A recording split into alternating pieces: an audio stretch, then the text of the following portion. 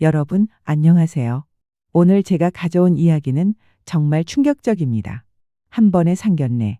단 2시간. 그 짧은 시간 안에 한 사람의 인생이 완전히 무너진 실화를 다뤄보려고 합니다.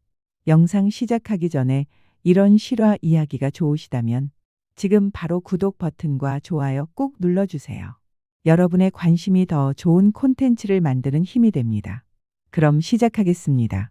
서울 청담동의 미슐랭 가이드 한정식집.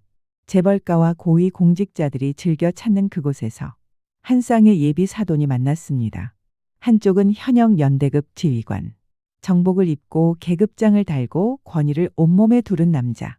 그는 이날 상견례를 전쟁처럼 준비했습니다. 다른 한쪽은 조용한 분위기의 여성과 그의 딸. 검은색 정장을 입은 여성의 눈빛은 차분했지만 날카로웠습니다. 하지만 이 자리에는 아무도 모르는 비밀이 있었습니다. 이 두 사람이 만나는 순간 한 사람은 이미 승부를 걸었고 다른 한 사람은 조용히 관찰하고 있었습니다. 그리고 단 2시간 후 연대급 지휘관의 인생은 완전히 끝났습니다. 어떻게 이런 일이 가능했을까요? 지금부터 그 이야기를 시작하겠습니다. 강태훈. 그는 현역 연대급 지휘관으로서 육군사관학교 87기의 군경력 32년 차. 그는 평생을 서열이라는 단어로 세상을 살아왔습니다. 어렸을 때부터 아버지에게서 배웠습니다. 세상은 위와 아래로 나뉜다. 위에 서거나 밑에 깔리거나 둘 중에 하나다라고. 그래서 그는 육사에 갔고, 그래서 그는 계급장을 목표로 살았으며, 그래서 그는 사람을 만날 때마다 제일 먼저 서열을 확인했습니다. 이날도 마찬가지였습니다. 상견례. 보통 사람들에게는 두 가족이 만나 인사하는 자리지만 강태훈에게는 협상 테이블이었습니다. 그는 아침부터 계획하고 준비했습니다. 정복을 다려 입고 계급장을 반짝이게 닫고 훈장을 하나하나 확인했습니다. 여보, 상견례에 왜 정복을 입어요? 아내 박선영이 물었습니다. 이게 내 무기야. 알았어? 강태훈은 거울을 보며 대답했습니다. 자신의 모습에 만족한 듯 고개를 끄덕였습니다. 그의 옆에는 아내 박선영과 아들 강현우가 있었습니다. 현우는 28세로 대기업에 다니는 평범한 직장인입니다. 하지만 그의 어깨는 유난히 움츠려 있었습니다. 어린 시절 아버지는 그를 육사에 보내려 했습니다. 우리 집안은 3대째 군인이다. 너도 당연히 가야지. 하지만 현우는 거부했습니다. 태어나서 그때 처음으로 아버지의 명령을 거역했습니다. 그때부터 아버지는 규율이 더 심해졌습니다. 매일 아침 점호처럼 기상하고 저녁 식사 후에는 보고하듯 금일 업무를 보고하고 외출할 때는 외출 허가를 요청해야 했습니다. 집이 군대였습니다. 아버지가 집에서도 지휘관이었습니다. 현우는 28년간 이렇게 살아왔습니다. 그래서 오늘도 알았습니다. 아버지가 무엇을 하려는지를. 상견례라는 이름의 사열이 시작될 것이라는 것을. 예약된 시간 오후 6시. 강태훈은 5시 50분에 도착해 자리를 잡았습니다. 일찍 와서 기다리는 것. 그것도 전략이었습니다. 상대방을 늦게 만들고 주도권을 잡겠다는 생각을. 6시 정각. 초침이 10일을 가리켰으나 문은 열리지 않았습니다. 강태훈은 시계를 봤습니다. 입꼬리가 올라갔습니다. 6시 1분, 2분, 3분. 드디어 문이 열렸습니다. 윤서진과 딸 이하린이 들어왔습니다. 강태훈은 자리에서 일부러 일어나지 않았습니다. 계산된 무례함이었습니다. 윤서진 52세. 검은색 정장에 흰 블라우스. 단순하지만 고급스러운 차림이었습니다. 그녀의 자세는 꼿꼿하고 걸음걸이는 흔들림이 없었습니다. 아무도 모르지만 그녀는 육군사관학교 78기 출신이었습니다. 강태훈보다 구기수 선배였습니다. 하지만 27년 전 결혼하며 개명했고 10년 전 사별 후 다시 개명했습니다. 그래서 군 내부 데이터베이스에도 그녀의 흔적은 거의 남아있지 않았습니다. 늦어서 죄송합니다. 교통이 예상보다 막혔네요. 윤서진이 차분하게 말했습니다. 변명하는 것도 비굴한 것도 아닌 그저 사실을 말하는 톤으로 말이죠. 하지만 강태훈은 자리에서 일어나지 않았습니다. 그는 천천히 명품 시계를 과시하듯이 손목 시계를 들어 올렸습니다. 3분이네요. 군에서는 1분도 용납 안 됩니다. 1분 늦으면 전쟁에서 패배하고 사람이 죽어요. 그런데 3분이나. 그는 말끝을 흐렸습니다. 마치 윤서진이 엄청난 잘못을 저지른 것처럼 말이죠. 방 안의 공기가 순간 무거워졌습니다. 아내 박선영은 손으로 얼굴을 가렸습니다. 또 시작이다. 아들 현우는 주먹을 쥐었습니다. 제발, 제발. 하지만 윤서진은 그저 말하지 않고 조용히 자리에 앉았습니다. 그리곤 차를 따라 한 모금 마셨습니다. 그 침묵을 강태호는 겁이라고 해석했습니다. 역시 평범한 사람이군. 내기에 눌렸어. 하지만 그것은 겁이 아니었습니다. 분석이었습니다. 윤서진은 이미 이 남자를 분석하기 시작한 것입니다. 30초 만에 파악했습니다. 전형적인 권위주의 리더십, 통제욕, 열등감의 과잉보상의 사람이라는 것을. 잠시 침묵이 흘렀습니다. 그리고 강태우는 본격적으로 공격을 시작했습니다. 아, 그런데 사돈. 그가 차를 한 모금 마시고는 물었습니다. 혹시 군 경력이 있으세요? 윤서진은 대답하지 않았습니다. 아, 실례했습니다. 남편분 말씀입니다. 고인이 군 복무를 하셨나 해서요. 강태훈이 덧붙였습니다. 겉으로는 예의를 갖춘 질문처럼 보였지만 사실은 한부모 가정이라는 점을 건드리는 것이었습니다. 네, 제 남편은 군 복무를 했습니다. 윤서진이 차분하게 대답했습니다. 아, 그럼 몇 년 복무하셨어요? 제가 육사 나와서 그런지 군 이야기만 나오면 관심이 가네요. 의무복무였습니다.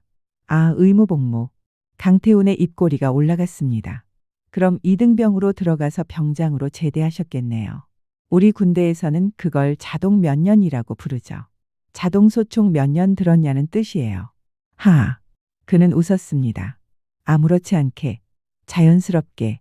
하지만 그 웃음에는 명확한 메시지가 담겨 있었습니다. 당신들은 우리보다 아래다. 제가 육사 87기거든요. 그러니까 만약에 장인어른이 살아계셔도 서열상으로는 제가 한참 위였겠네요. 하. 그 순간 방 안의 모든 사람이 얼어붙었습니다. 아내 박선영은 눈을 감았습니다. 어떻게 돌아가신 분 얘기를. 아들 강현우는 주먹을 더 세게 쥐었습니다. 이미 손톱이 손바닥에 박힐 정도였습니다. 딸 이하리는 어머니를 바라봤습니다. 걱정과 분노가 섞인 눈빛. 하지만 윤서진은 전혀 흔들리지 않았습니다. 그녀는 천천히 찻잔을 내려놓았습니다. 강태훈을 바라봤습니다. 그리고 다시 차를 한 모금 마셨습니다. 말하지도 반박하지도 화를 내지도 않았습니다. 그녀는 알고 있었습니다. 자신이 육사 78기라고 말하면 어떻게 될지, 자신이 강태훈보다 구기수 선배라고 밝히면 어떻게 될지, 졸업 후 27년간 숨겨온 신분, 2번의 계명으로 지워버린 과거. 하지만 그녀는 말하지 않았습니다. 왜일까요? 이 남자에게 증명할 필요가 없었기 때문입니다. 육사 선배라는 걸 밝혀서 뭐 하겠습니까? 그런다고 이 남자의 본질이 바뀌나요? 아니요. 오히려 그녀는 보고 싶었습니다.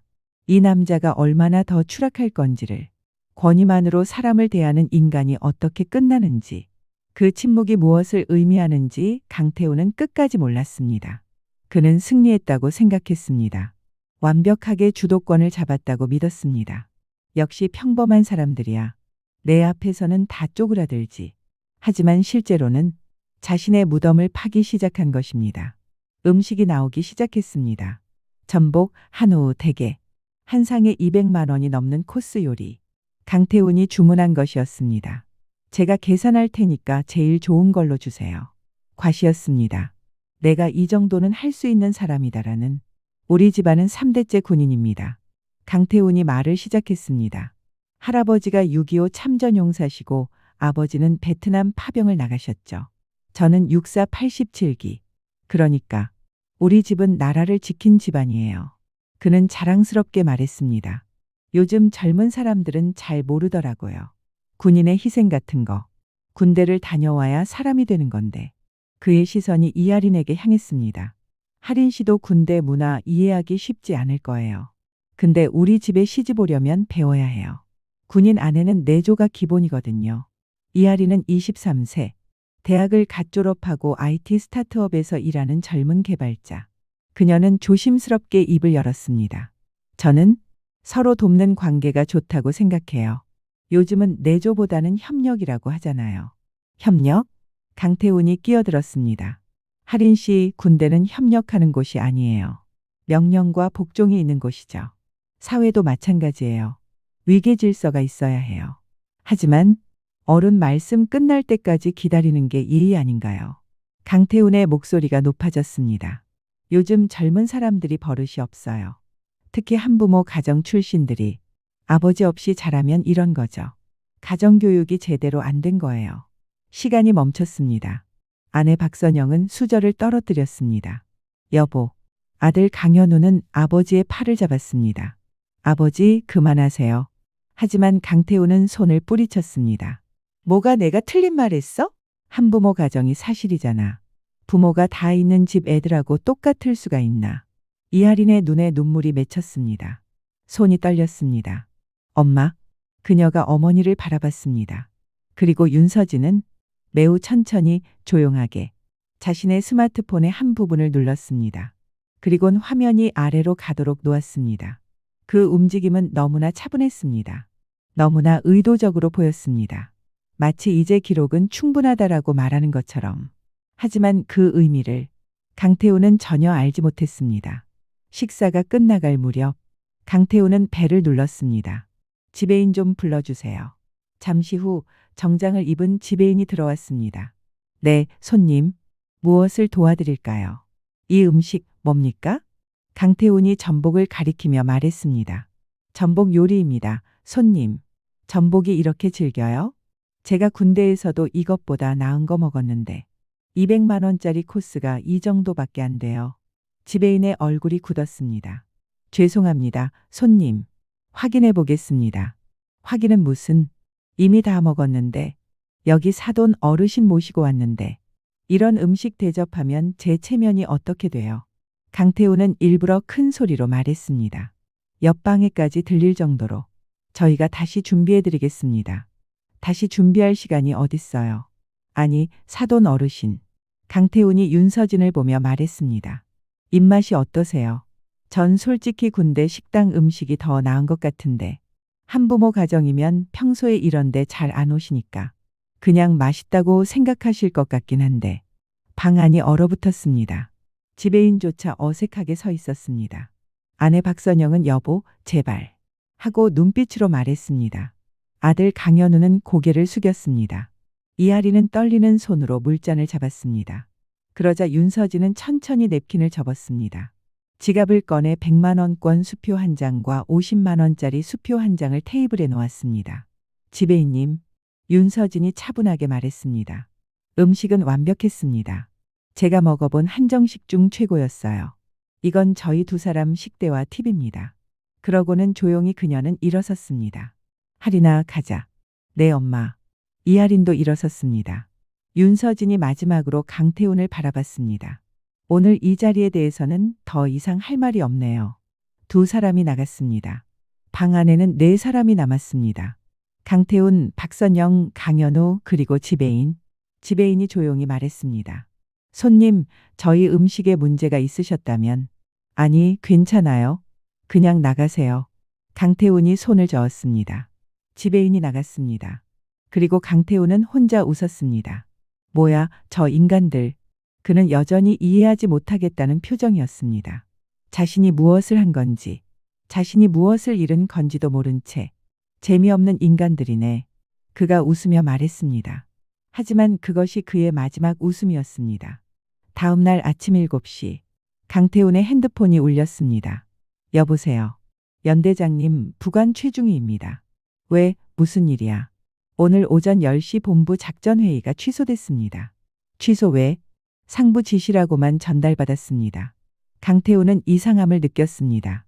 하지만 대수롭지 않게 생각했습니다. 뭐, 일정이 바뀔 수도 있지. 오전 9시 출근했습니다. 필승. 연대장님, 안녕하십니까? 경비병이 격려했습니다. 하지만 평소와는 뭔가 다르다는 것과 시선을 피하는 것 같다고 느껴졌지만 아무 말은 하지 않고 사무실로 들어갔습니다. 부관이 서류를 가져왔습니다. 연대장님, 오늘 일정입니다. 강태훈이 받아봤지만 일정표가 거의 비어 있었습니다. 평소라면 회의 3개, 보고 2개, 시찰 1개. 빼곡했던 일정표였지만 오늘은 오후 2시 대기. 그게 전부였습니다. 이거 뭐야, 왜 이렇게 비어 있어? 모르겠습니다. 본부에서 일정을 조정했다고만. 강태우는 직접 본부에 전화를 걸었습니다. 여보세요. 작전 참모님 계십니까? 죄송합니다. 지금 회의 중이십니다. 회의 무슨 회의? 확인 후 연락드리겠습니다. 전화가 끊기고 강태우는 미간을 찌푸렸습니다. 뭔가 이상한데. 오후 2시 부관이 들어왔습니다. 연대장님, 국방부에서 공문이 왔습니다. 국방부. 강태훈이 봉투를 뜯었습니다. 특별감사 대상자 선정 통보. 강태훈의 손이 떨렸습니다. 특별감사. 그것은 군에서 특정 인물의 비리나 문제를 집중적으로 조사하는 절차였습니다. 이게 왜?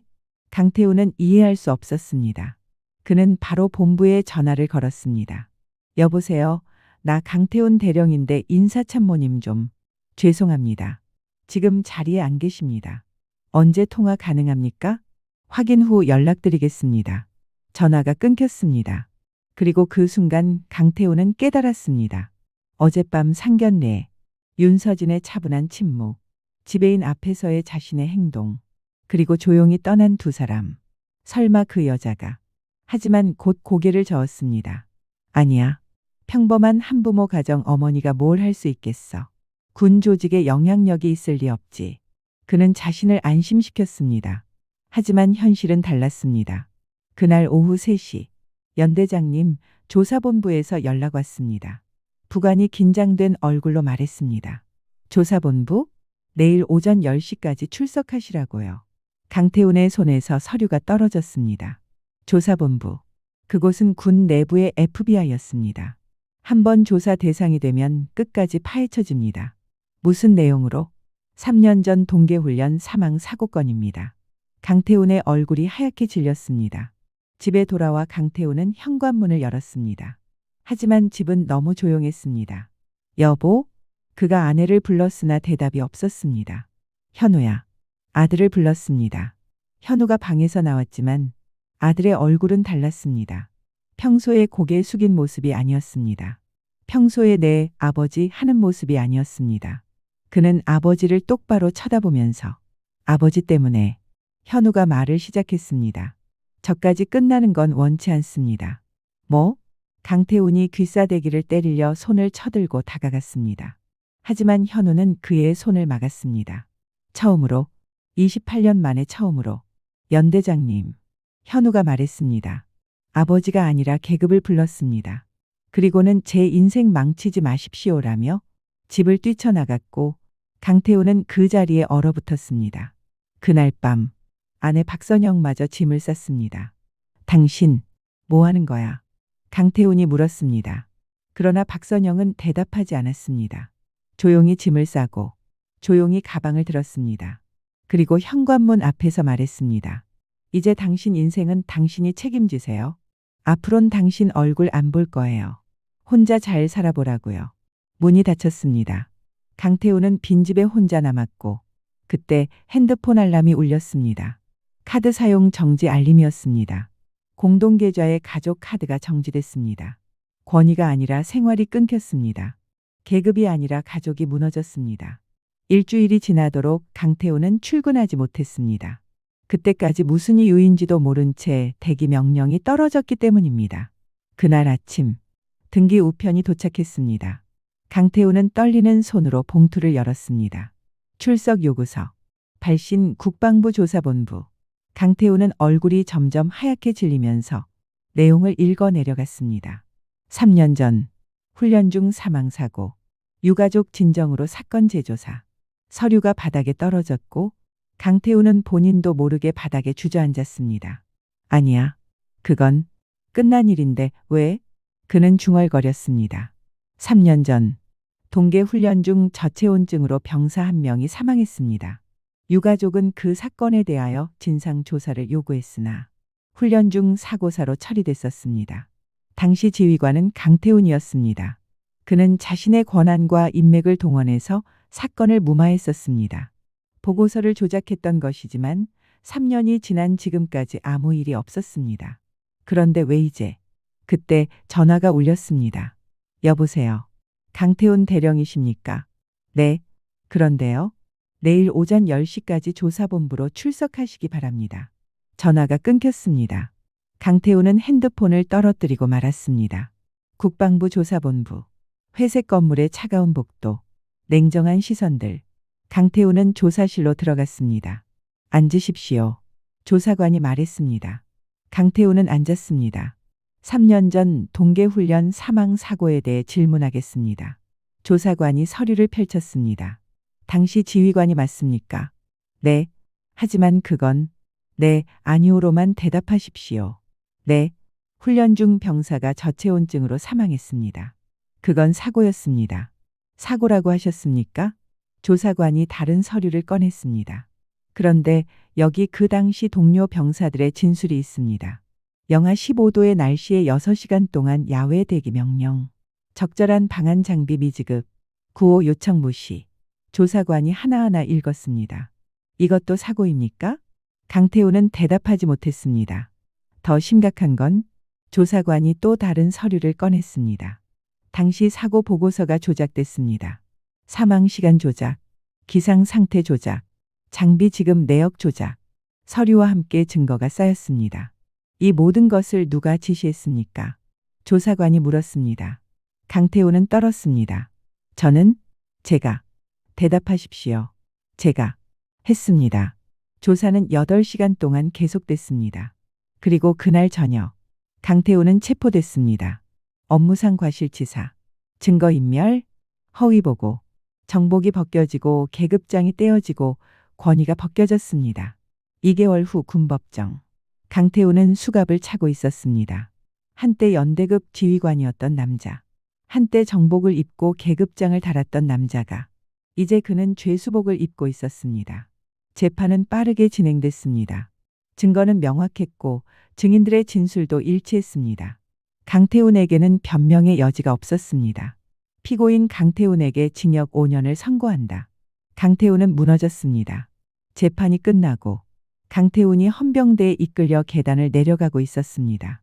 그때 맞은편에서 한 여자가 올라왔습니다. 수수한 블라우스에 정장 바지에 단정한 모습. 윤서진이었습니다. 두 사람의 눈이 마주쳤습니다. 강태훈은 얼어붙었습니다. 그리고 무너졌습니다. 제발.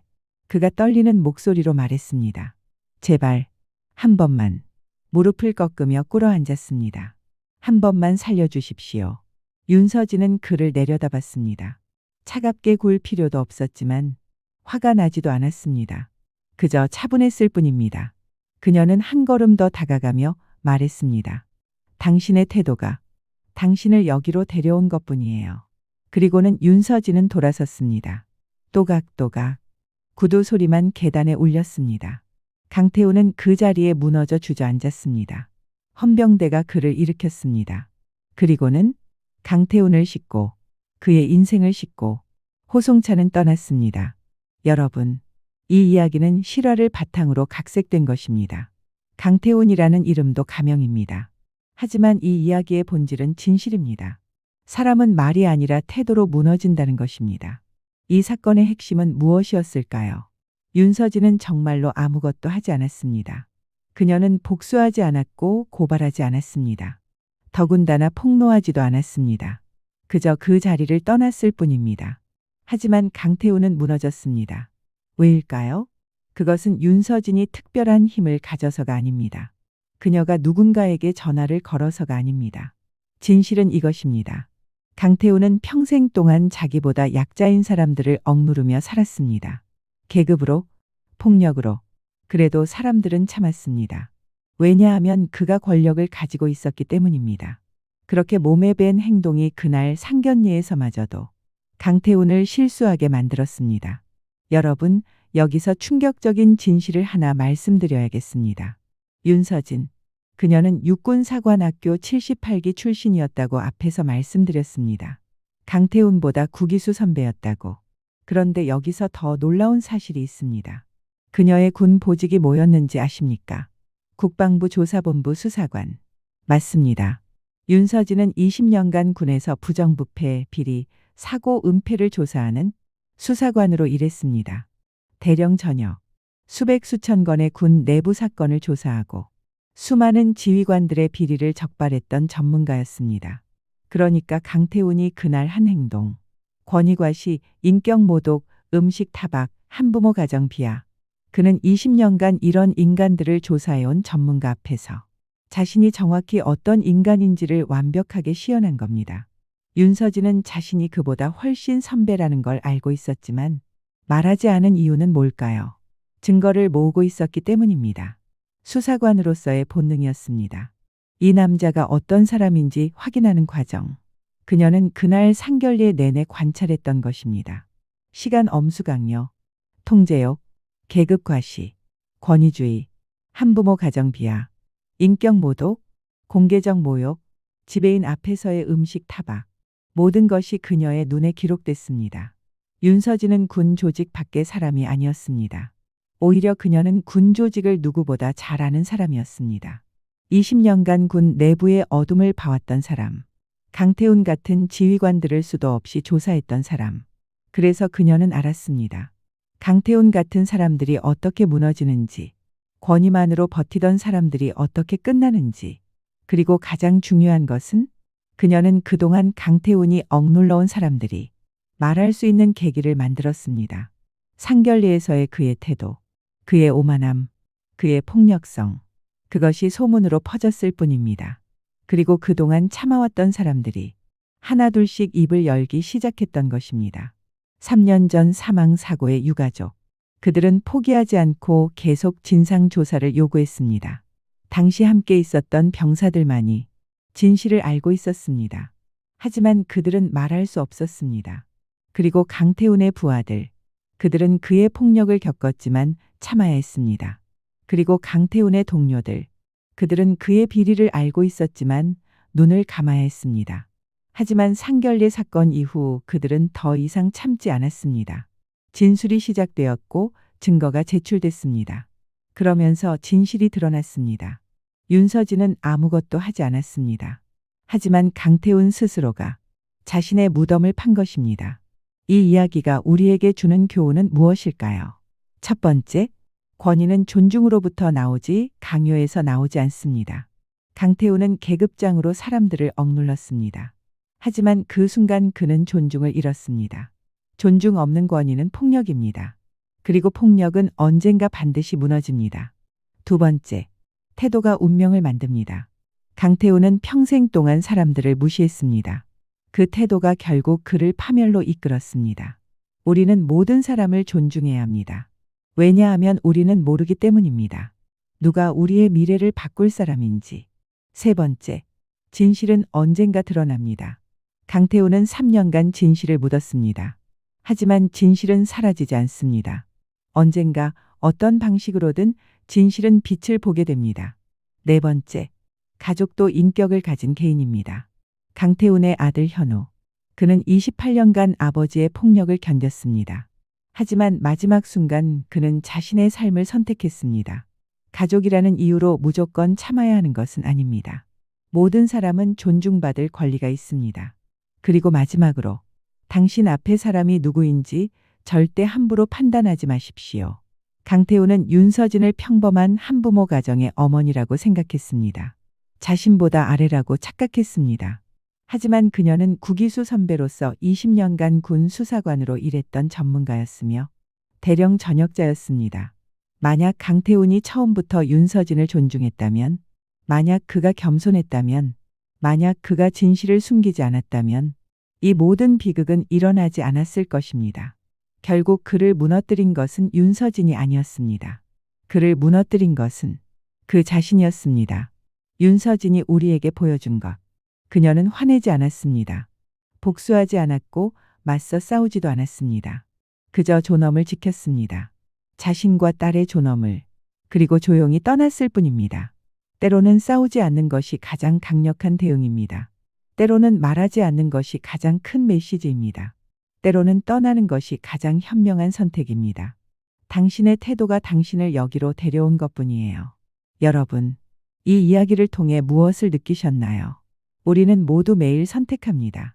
어떤 태도로 사람을 대할지, 어떤 말을 할지, 어떤 행동을 할지, 그 선택들이 모여서 우리의 인생이 됩니다. 강태훈은 평생 동안 잘못된 선택을 했습니다. 그리고 단 하루 만에 모든 것을 잃었습니다.